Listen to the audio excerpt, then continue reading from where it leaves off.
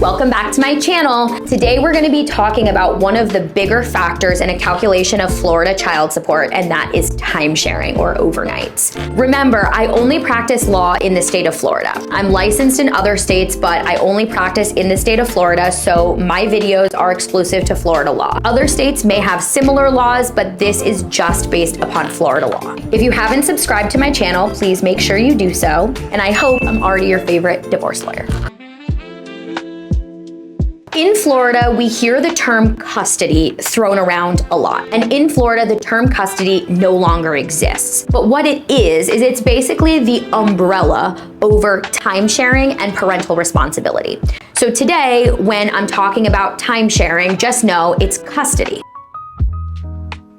When going through a time-sharing case, whether it's a divorce case or a paternity case, you need to create a parenting plan. Either you create it with your co-parent or the judge or the court creates one for you. A parenting plan is going to specify where the child sleeps and puts their head at night. There are many options for time-sharing schedules in Florida, and as your kids grow and age, those suggestions change.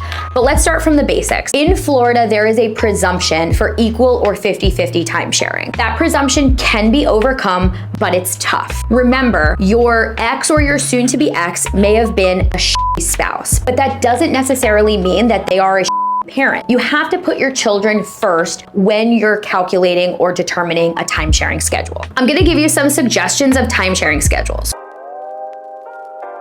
Remember, none of these schedules are a breeze. Your children are also going through a big transition where they used to live in the same house every single day. Now they have two houses. My first suggestion for a time-sharing schedule is week on, week off. Week on, week off is good for older kids, for teenagers. With week on, week off, it also limits the amount of communication or the amount you have to see your co-parent. In a week on, week off schedule, you are without your children for 7 nights. There's an exchange that happens. Usually it happens on a school day. So the parent ending their week drops the kid off to school. The parent beginning their week picks up the kid to start their week for time sharing. The caveat to week on, week off is holiday time sharing. Let me give you an example. Spring break. Spring break is usually a week long. If your parenting plan says mom gets the entire spring break in even years and dad gets the entire spring break in odd years, it may mean that one parent has the kids for 3 straight weeks because it's a week on, week off schedule. So you may consider doing something like the parties follow the regular schedule for spring break. Whoever happens to have that week gets spring break time sharing with the kids that year. The next schedule that I recommend is a 2-2-5-5 schedule. In this type of time sharing schedule, the maximum time that you are away from your children is 5 overnights. This schedule is really good for consistency and good for kids around like 7, 8 to like 13-ish.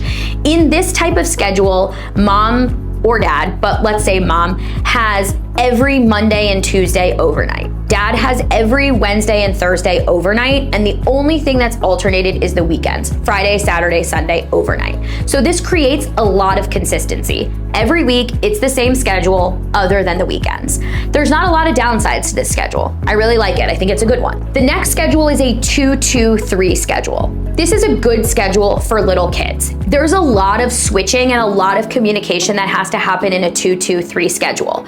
But the maximum amount of overnights that you're away from your child in a 2-2-3 schedule is 3 overnights. And when you have little kids, if you're away from them for 5, 6, 7 overnights, you may miss big milestones. So I always recommend this 2-2-3 schedule for younger children. When going through a divorce, creating a time-sharing schedule is one of the most important things that you will do when you have children involved. And when you're creating a time-sharing schedule, you have to do what's best for your family.